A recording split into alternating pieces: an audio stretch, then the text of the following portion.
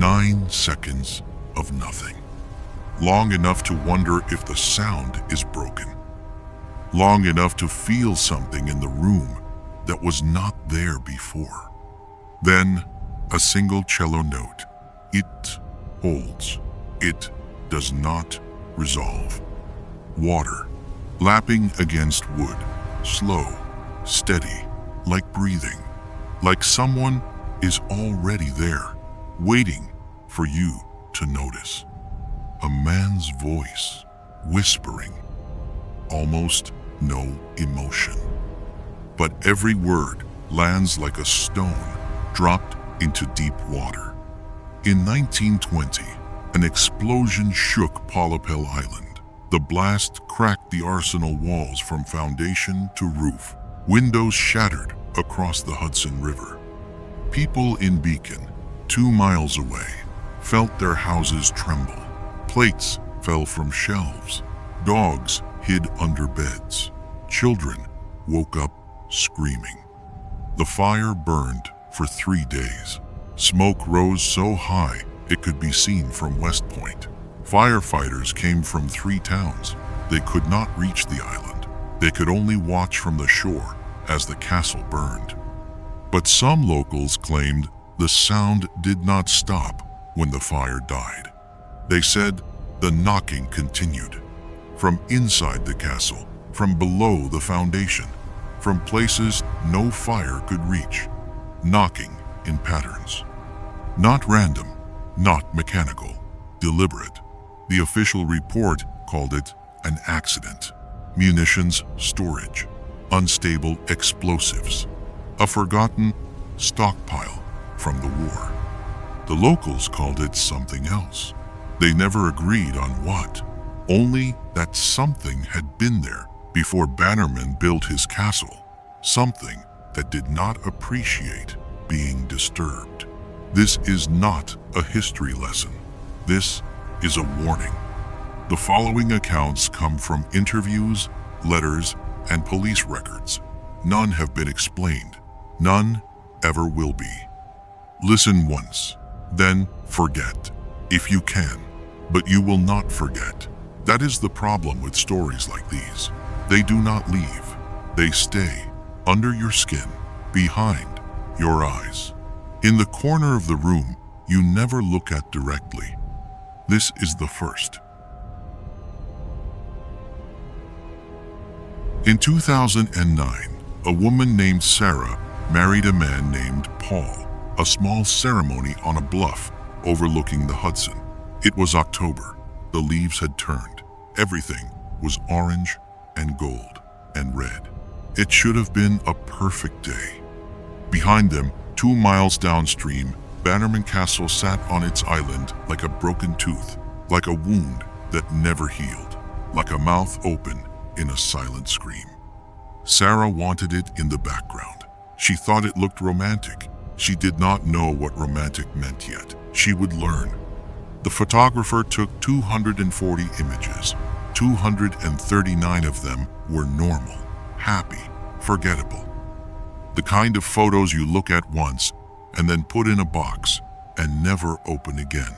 But one of them was not. Sarah posted that one on Facebook. A standard shot, bride and groom at the altar. The castle, a gray smudge in the distance. Friends commented, "Congratulations," hearts, emojis, the usual performance of happiness. Then someone wrote, "Who is standing behind your husband?" Sarah laughed. She thought it was a guest she had forgotten. She zoomed in. She wished she had not. Behind Paul's right shoulder, a dark shape. Human, tall, at least 6 feet, wearing a long coat, old-fashioned, 1920s maybe, the kind of coat no one wears anymore. The kind of coat you see in photographs of people who died before you were born, and where the face should have been, nothing, just darkness, not shadow, not blur. Darkness so complete it looked like a hole cut out of the photograph, a hole that led somewhere else. Sarah stared at it for an hour, then 2. She could not look away. The darkness did not move. but it felt like it was looking back. She felt her skin crawl. She felt something cold touch the back of her neck. She was alone in her living room. She called the photographer. He swore no one was there. He said he remembered that shot clearly. There was no one behind the groom. He had other shots from the same moment, different angles, and the figure appeared in none of them. He sent her the raw files. She checked every pixel. The figure was only in that one frame, as if it had stepped into existence just for that fraction of a second, just for her. Then how did it get into my photo? Sarah asked. The photographer did not answer. He said he needed a drink. He said he had been doing this job for 20 years and had never seen anything like it. He said he would not charge her for the wedding. He never photographed another wedding again. That night, Sarah deleted the photograph, emptied her trash, went to bed. She dreamt of water, dark water, cold water, water that moved even when there was no wind. She dreamt of a room with 3 chairs. One of them was facing away from her. In the morning, the photograph was back. Same file name, same timestamp, same figure, same hole where a face should have been. She deleted it again, restarted her computer, ran a virus scan. Nothing. She deleted it a 3rd time. It came back while she was watching. The file just reappeared in the folder, as if someone on the other side of the screen was putting it there, as if someone wanted her to see it. She replaced her hard drive, bought a new computer, uploaded nothing from the old one. The photograph appeared in her new machine's recovery folder within 24 hours. She had not connected any external drives. She had not logged into any cloud storage. The photograph knew her. The photograph followed her. The photograph wanted something. Sarah stopped posting online. She stopped answering emails. Her friends thought she was depressed. She was not depressed. She was afraid, not of the figure, of what the figure was doing to her husband. Because Paul was changing. Every night, she told a therapist later, she would wake up around 3 in the morning and find Paul sitting upright in bed, not awake, not asleep, his eyes open, his mouth slightly parted, his breathing slow, too slow, 8 breaths per minute, 6, 4, she counted. And behind him, on the wall, his shadow did not match his body. The shadow was taller, and it was wearing a long coat. The shadow moved when Paul did not.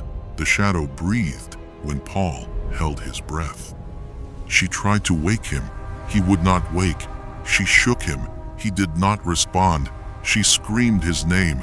Nothing.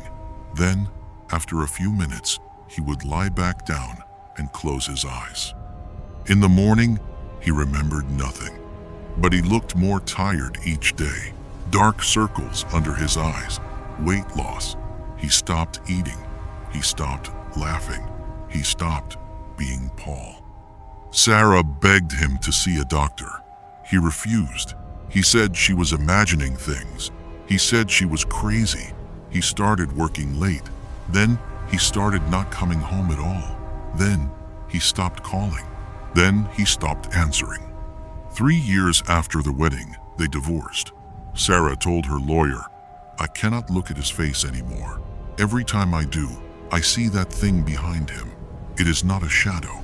It is holding him. It is feeding on him, and I do not know how to make it stop." The lawyer asked, "Holding him how?" Sarah said, "Like he belongs to it, like he always has. Like the day we met, it was already there, waiting, and I did not see it. I was too happy to see it. That is how it gets you. That is how it always gets you." In 2018, a Reddit user found the photograph in an old data archive. No one knew how it got there. The user reposted it with one line, "I do not know who took this." but there is something behind me now. Please help me." That account never posted again. The user deleted his profile within hours, but not before 5 people messaged him. Not before 3 of them saw the photograph for themselves. Not before one of them started waking up at 3 in the morning. Sarah moved to Oregon, changed her name. She still has the photograph. She told a neighbor once, late at night, after too much wine, that she keeps it in a locked drawer. Not because she wants to hide it, because she is afraid that if she throws it away, it will find its way back to Paul. And Paul, she said, has suffered enough. Paul has given enough. The neighbor asked what the figure wanted. Sarah said, "It does not want anything. It just waits." That is the worst part. It does not chase you. It does not scream. It does not knock on your door. It just waits. And eventually you turn around. That is the first story. Here is the second. Water. Not lapping anymore. Submerged. Bubbles rising. A regulator breathing. In, out, slow and mechanical. The sound of a man trying not to die. The sound of a man who does not know that trying is not enough. In 1997, 3 men went diving near Bannerman Castle. Carl, Mike, and Danny, experienced divers. They had logged hundreds of dives between them. They had explored shipwrecks off the coast of Long Island. They had mapped underwater caves in Florida. They had seen things that would make most people never go near the ocean again. But they had never seen anything like what they found that day. They had permission from the state to inspect the foundation. The castle is old. The ice damages the stone every winter. The state wanted to know how much longer it would stand before collapsing into the river. The answer, as it turned out, had nothing to do with ice. They found a tunnel, cut stone, not in any blueprint. The cuts were clean, precise, made by tools that should not have existed when the castle was built. The edges were still sharp. The corners were still square, as if the tunnel had been cut yesterday, as if someone was still maintaining it. The tunnel was wide enough for one person, just one. No room for error. No room for a second chance. No room to turn around. Carl went in first. He was the leader, calm, careful. He had a dive light that could cut through any darkness. He had an underwater radio that had never failed him. He had experience. None of it mattered. Mike and Danny waited outside. The water was cold, 53 degrees. Cold enough to numb your fingers through a wetsuit. Cold enough to make you forget that you are warm-blooded. Cold enough to slow your thoughts. The current was mild. The visibility was good. There was no reason to be afraid. But they were afraid anyway. They did not know why. They just felt it. A pressure in the chest. A tightness in the throat. The sense that something behind them was watching. But they were against a wall. There was nothing behind them except open water. Through the underwater radio, they heard Carl's voice. Muffled, distorted, but still recognizably Carl. Still calm, still careful for the first few minutes. "There is a room," he said. "Big, bigger than it should be. The tunnel keeps going. I have been swimming for 2 minutes, and it has not ended. The walls are smooth, too smooth. Like someone polished them, like someone wanted them to feel good against the skin." Mike asked, "What is in it?" A long silence. Only bubbles. Only the sound of Carl breathing. In, out, then faster, then much faster, then a sound like a gasp, like a man seeing something he cannot process. Carl said, "Chairs, 3 chairs, wood, old. They are not underwater. There is air in here. How is there air in here? This should be flooded. This should be dark. This should not exist. Mike and Danny looked at each other. They could not see each other's faces through their masks, but both of them stopped moving. Both felt the same thing, a cold that had nothing to do with the water. A cold that came from inside. Carl said, One of them is facing away from me. It is turned toward the wall. Why would someone put a chair facing the wall? Who would sit like that? Unless they were not looking at the wall. Unless they were looking through it. Mike said, Carl, come back. Do not go near the chairs. Come back now. No response. Carl? Can you hear me? Carl. Only radio static. Then silence. Not the silence of a dead connection. The silence of someone choosing not to speak. The silence of someone who is no longer alone. They waited 10 minutes, then 20, then 30. Carl's air should have lasted another hour. His tank was full when he went in. They had checked it themselves. They called his name until their throats hurt. Nothing. They called until their voices broke. Nothing. They called until they could not remember why they were calling. Nothing. They surfaced. They called the police. The search took 3 days. 3 days of dragging the bottom with hooks and nets. 3 days of sonar sweeps that found nothing but rocks and old bottles. 3 days of dive teams going into the tunnel and coming back out with the same report. The tunnel ends. There is no room. There are no chairs. There is nothing. But Carl was gone. On the 3rd day, a security guard at the boat launch found a man sitting on the steps, soaking wet, shivering, smiling. His lips were blue. His skin was gray. His eyes were open.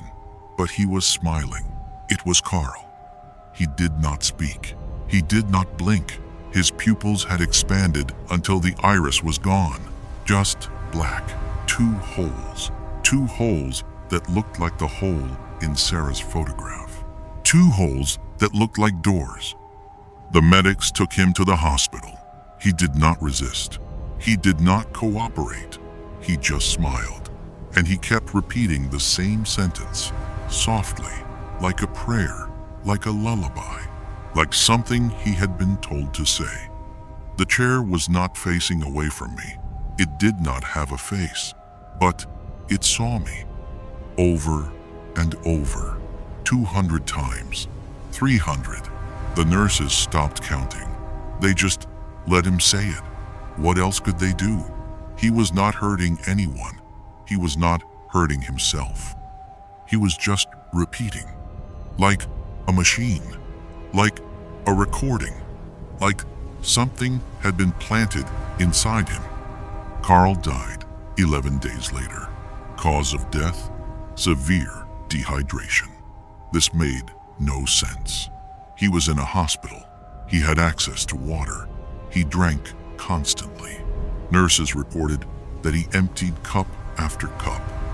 He drank until his stomach bloated. He drank until he vomited. Then he drank again. But his body did not retain anything. The water passed through him. His skin was dry. His lips were cracked.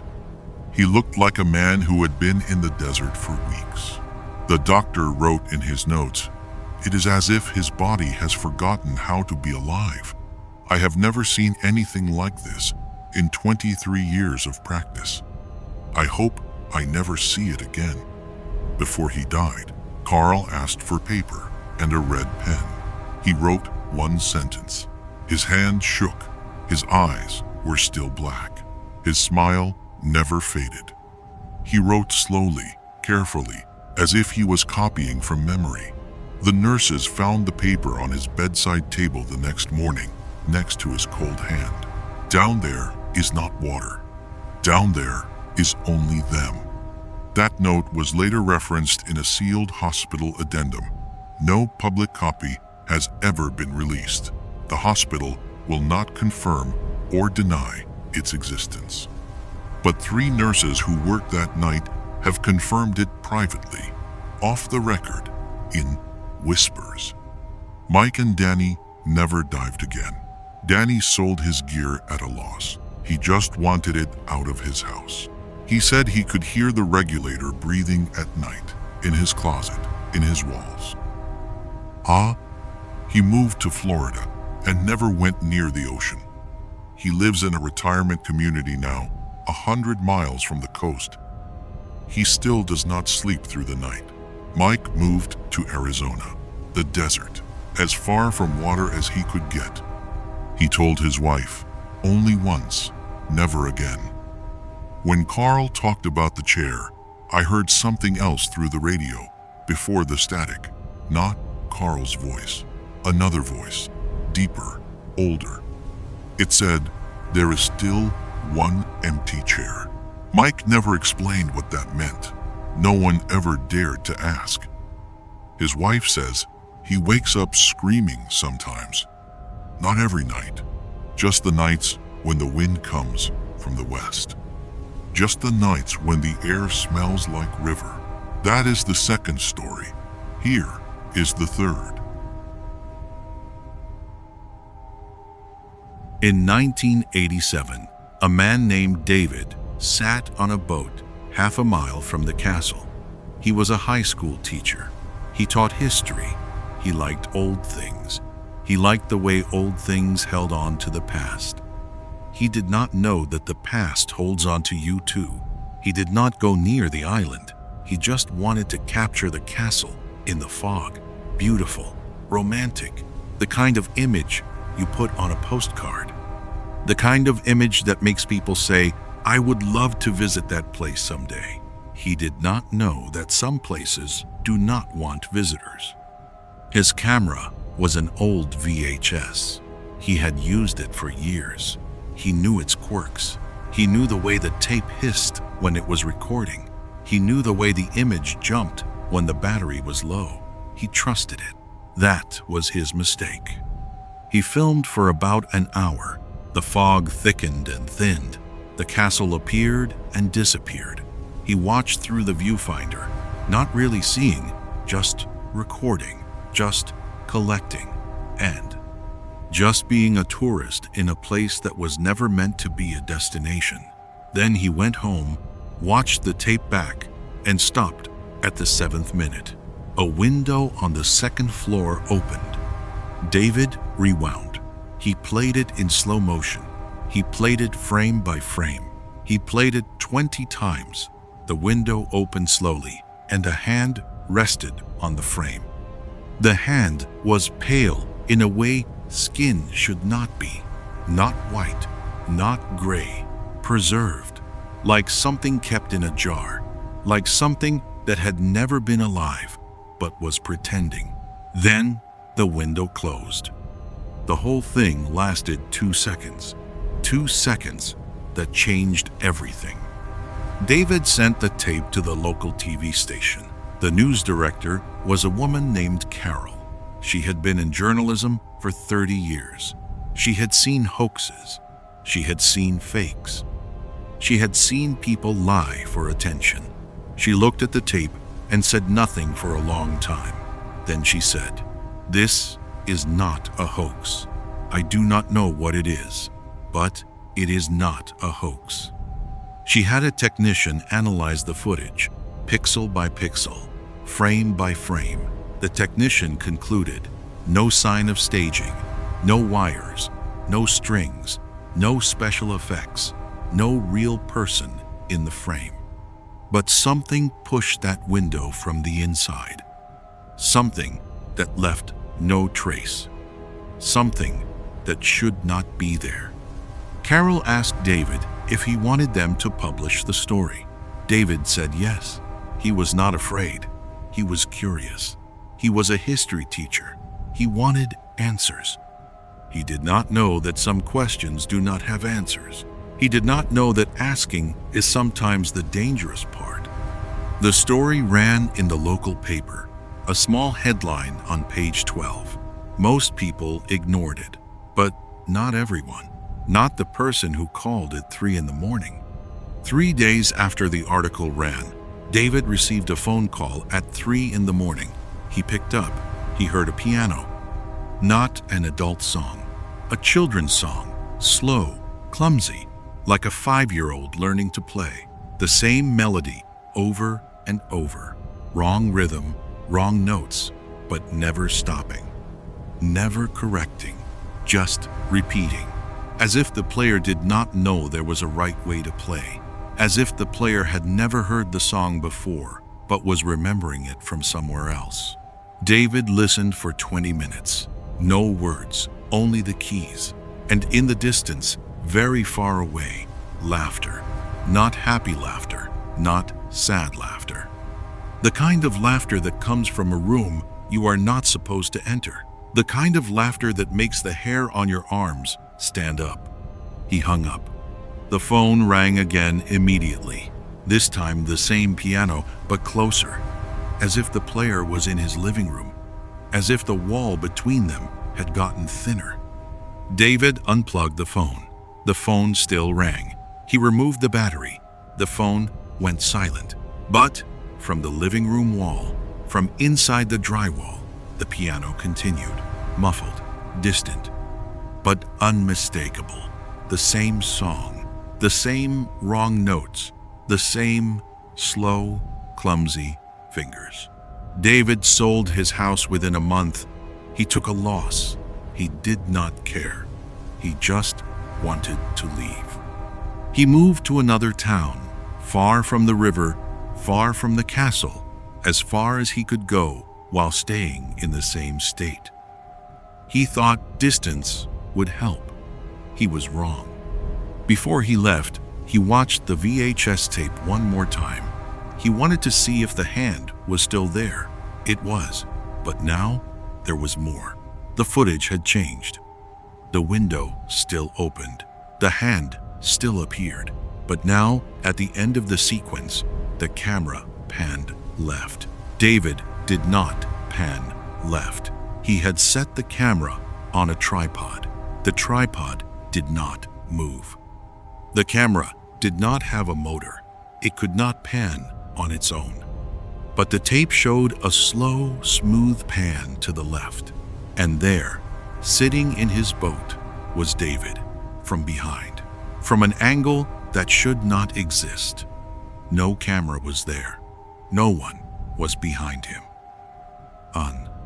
But the tape showed his back, his shoulders, the back of his head. And behind him, standing on the water, a figure in a long coat, no face, just darkness. The same darkness from Sarah's photograph, the same darkness that Carl saw in the chairs. David checked the original recording. He had kept it separate. The original was fine. The original showed nothing. The original was a boring hour of fog and castle. The copy had changed. The tape was rewriting itself. He burned the tape. He took it outside. He put it in a metal trash can. He poured gasoline on it. He lit a match. He watched it melt. He watched the plastic bubble and blacken and curl. He watched the tape hiss one last time. When he picked up the can later, the metal was warm. The tape had been hot, hotter than it should have been. It had not been near any flame for hours. He buried the ashes in his backyard. That night, the phone rang again. He did not answer, but he heard it anyway. Not from the phone, from the walls, from the floor, from inside his own head. The same piano, the same children's song, the same slow, clumsy fingers, the same distant laughter. David is still alive, 83 years old. He lives in a small apartment with his daughter. He never mentions the castle. He never mentions the piano. He watches television during the day and sleeps with the lights on at night. But his daughter says that whenever she visits at night, she hears piano keys from the basement. The building does not have a basement. It is a slab foundation. There is no space under the floor. But she hears it anyway. The same song, the same wrong notes, the same slow, clumsy fingers. She asked her father once what the song was. He looked at her. His eyes were empty, not black like Carl's, just empty, tired.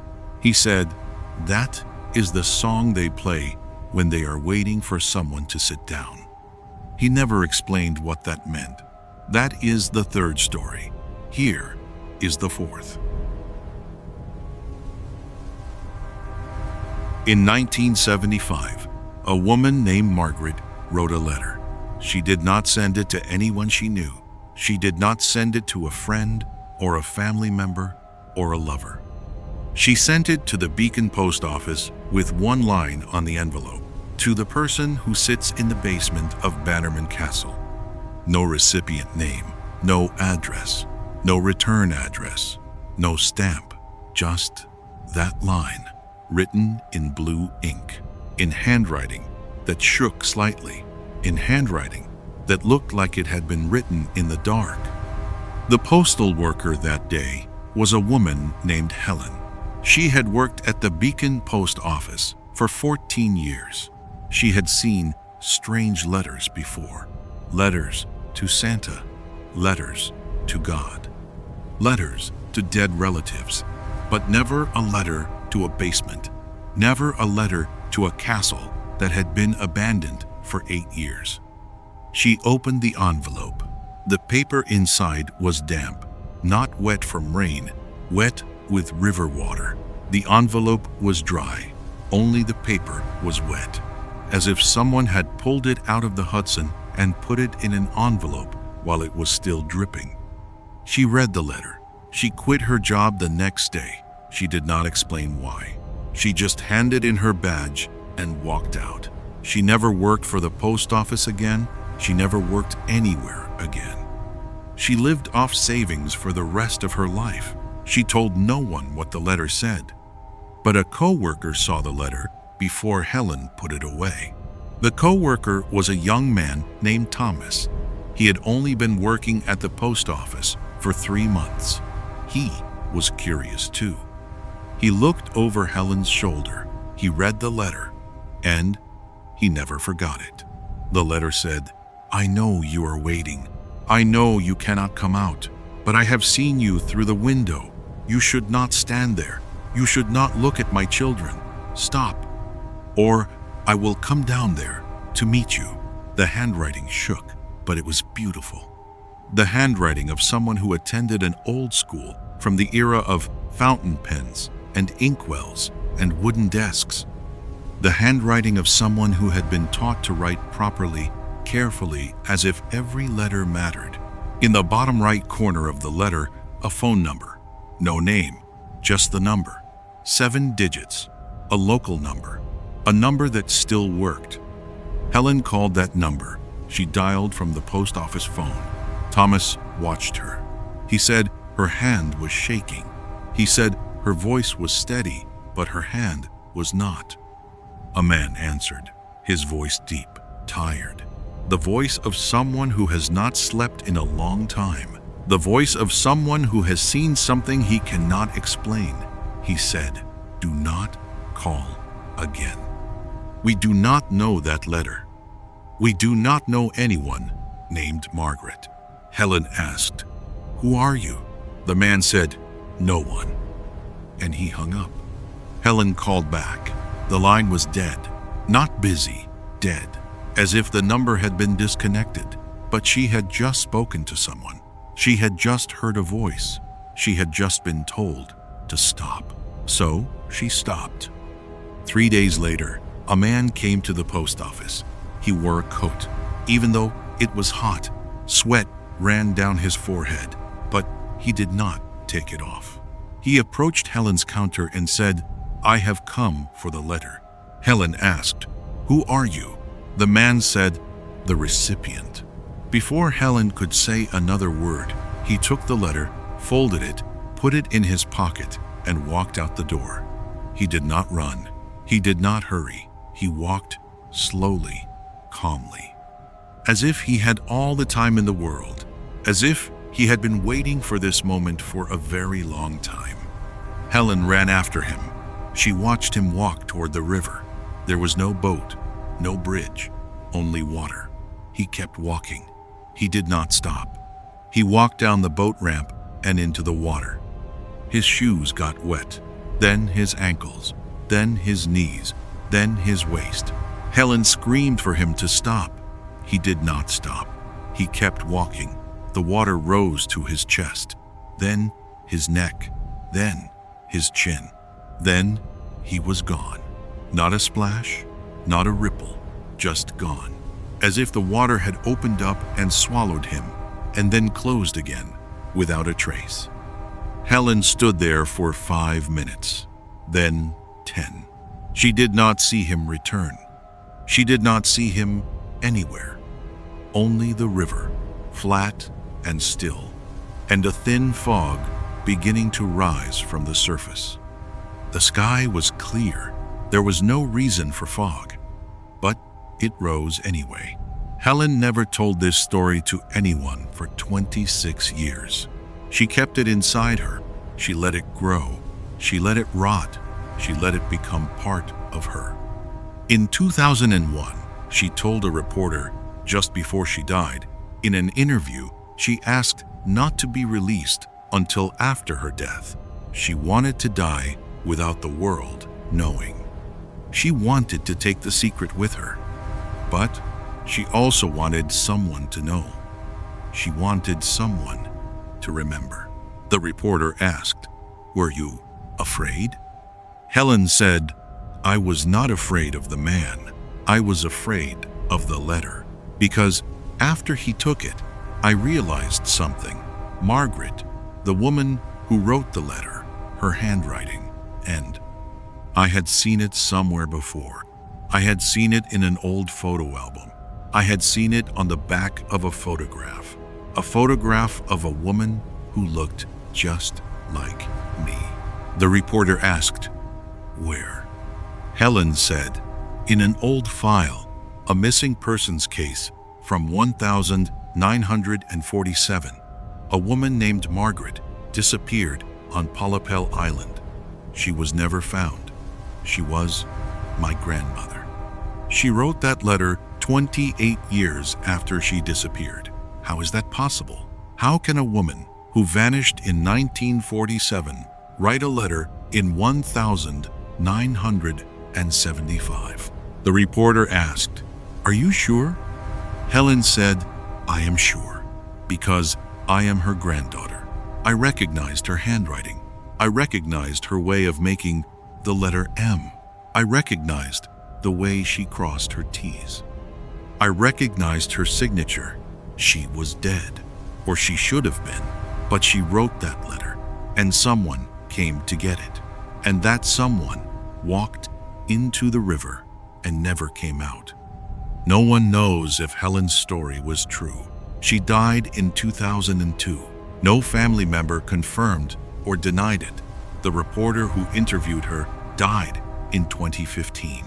The recording of the interview was lost, or stolen, or erased. No one knows. But one thing is certain. The post office has records. A letter was delivered to Pollepel Island on the 15th of October, 1975. The recipient field is blank. The signature line is blank. But someone stamped it, delivered. No one has seen that man in the coat ever again. No one has seen the water do what it did that day. No one has seen the fog rise without reason. But the fog still rises, sometimes, when no one is watching. That is the fourth story. Here is the fifth and final story. In 2014, 3 friends, Jake, Leo, and Mia, rented kayaks to go to Pollepel Island. They had no permit. They knew it was illegal. They knew the risks. They had read the stories online. They had watched the videos. They thought it would be fun to see the castle up close. They did not know that some places are not meant to be seen up close. They launched from the west bank at 10 in the morning. The sky was clear. The river was calm. They could see the castle in the distance, clear as always. It looked small from there, harmless, pretty even. They took pictures. They laughed. They did not know that they were already being watched. Jake carried a handheld GPS. He liked technology. He trusted it. He wanted to record the route and post it online. He wanted to prove that they had done it. He wanted evidence. He did not know that evidence can be taken away. After 40 minutes of paddling, Mia looked at the GPS screen and said, "That's strange. It says we're in the middle of a field, 2 miles west of the river." Jake laughed. He said the device was glitching. Leo laughed too. They kept paddling. They did not look back. They did not see the shore disappearing behind them. They did not see the fog forming. They did not see anything wrong until it was too late. 20 more minutes passed. The castle was still far away, no closer. Even though they had paddled far enough to reach the island long ago, Jake checked his watch. They had been paddling for over an hour. The island should have been right in front of them.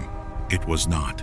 It was still a speck on the horizon, still distant, still unreachable. End quote. Leo said, "Let's turn around." They turned, but the shore was gone. Behind them, only fog. Thick, white, silent fog. The kind of fog that swallows sound. The kind of fog that makes you feel like you are the only person in the world. And there had been no fog before. No clouds, no mist, nothing. It had appeared out of nowhere, as if someone had turned it on. Jake looked at the GPS. The coordinates jumped wildly from one point to another, following no logic of movement. 1 second, they were on the river. The next second, the GPS said they were on a mountain peak 30 miles away. Then, in a parking lot. Then, in a cemetery. Then, in a place the GPS did not have a name for. Then, error. Then, nothing. Later, when the police extracted the data, the GPS had logged coordinates that do not exist, latitude and longitude that fall outside any known map. The technician who analyzed the data said, "This is not a glitch. These are real coordinates. They just do not correspond to any location on Earth." Mia started to cry. Jake shouted.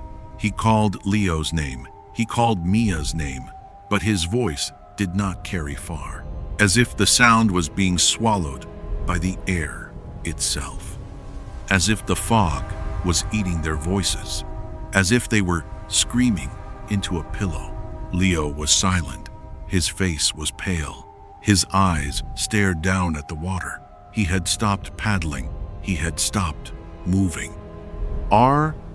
He was just sitting there, looking down, as if he could see something the others could not, as if something was calling to him from below. Then Leo said, "There is someone down there." Jake and Mia looked down. The water was clear, too clear. They could see the bottom. They could see rocks and weeds and old bottles, but no people, nothing alive, nothing moving, just silence and sediment. Leo said, "They are calling my name." Jake told Leo to be quiet. Leo did not stop. Leo leaned down, reached his hand into the water, and smiled. Not a happy smile, not a friendly smile. The smile of someone who has just recognized a voice they have been hearing in their dreams for years. He said, "It's okay. They know me. They have been waiting for me." Jake grabbed Leo's arm. He held on tight. He said, "Do not go. Do not leave us, please." Leo looked at Jake. His eyes were calm, too calm. His pupils were wide, not black like Carl's, just wide, open, accepting. He said, "There is still one empty chair, Jake, and it has my name on it." Then he slid into the water like he was getting into bed. No splash, no struggle, no scream. He just went, as if the water was not water, as if the water was a door, and he had finally found the key. Jake lunged for him. His hand closed on nothing. The water was clear. He could see Leo sinking, slowly, peacefully, facing upward, still smiling, still looking at Jake, still waving. Then Leo was gone. Not faded, not disappeared, 1 second there, 1 second not there. As if the water had decided that Leo belonged to it now. As if Leo had always belonged to it and was just coming home. Jake and Mia paddled for hours. They did not know which direction. They only knew to paddle. They paddled until their arms gave out, until their hands blistered, until their shoulders screamed. They paddled until they could not lift their paddles anymore. They paddled until they forgot why they were paddling. Then, suddenly, as if someone turned on a light, the fog lifted. They were right next to the shore, 50 meters from where they had started. They could see cars. They could see houses. They could see people walking their dogs. Normal life, continuing, unaware. As if they had never left. As if the whole journey, the hours of paddling, the minutes of terror, the loss of Leo, had never happened. But Leo was gone, and his kayak was empty. And his paddle was floating, and his life jacket was still in the boat, untouched. He had not been wearing it. The police searched for 5 days. They found the kayaks. They found Mia's phone. They found Jake's GPS with its impossible coordinates. And they did not find Leo. No body, no trace, no evidence that Leo had ever existed, except for Jake and Mia's story. The police filed a report. They listed Leo as a missing person.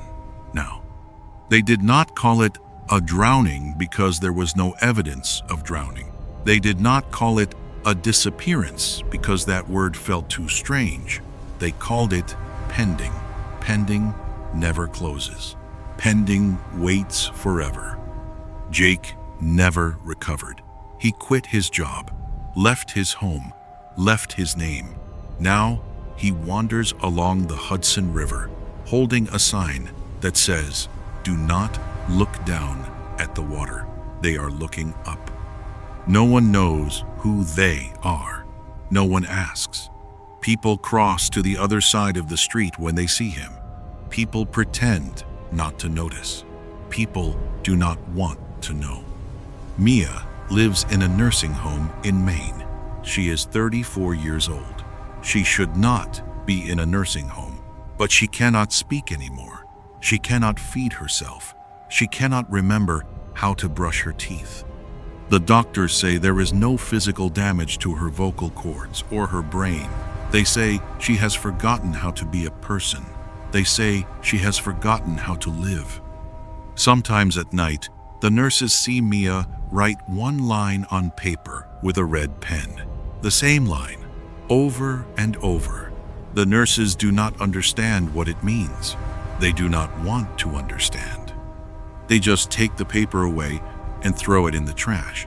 But the next night, there is more paper, the same line, the same red pen, the same shaking handwriting.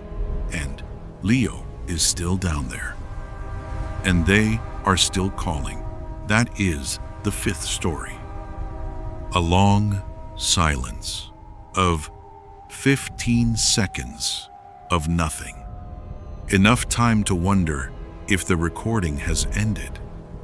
Enough time to hear your own heartbeat. Then a whisper, very faint. Maybe from the recording. Maybe from the next room. Maybe from the corner of the room you have never looked at directly. We still have one empty chair. Another silence. A longer, this time. Then the man's voice again. Not whispering anymore. Speaking normally. As if he is sitting right next to you. I have told you 5 stories, but there were 6. I never told you mine. Another pause. Just long enough to feel the weight of those words. In 1995, I was 17 years old. I took a boat to Pollepel Island with 3 friends. We did not come back with 3. We came back with 2. I will not tell you who we left behind. I will not tell you his name. I will not tell you what I saw. Some things are not for telling. Some things are only for carrying. I have carried this for 29 years. I will carry it for the rest of my life. And when I die, it will not die with me. It will find someone else. It always does. But I will tell you this. When you hear water lapping at night, when you wake up at 3 in the morning for no reason, when you catch a shadow in the corner of your eye that does not match the person standing there, when you dream of a room with 3 chairs and one of them is facing away from you, that is not your imagination. That is them, checking, waiting, counting, and one day, not soon, but one day, they will find your chair empty too. A very long silence. Then the whisper returns, even fainter this time, as if the speaker has moved into another room, or as if someone else is speaking. You will check the corner before you sleep tonight. You will look behind you before you close your eyes. You will remember the stories. You will remember the chair. You will remember that there is always one empty seat.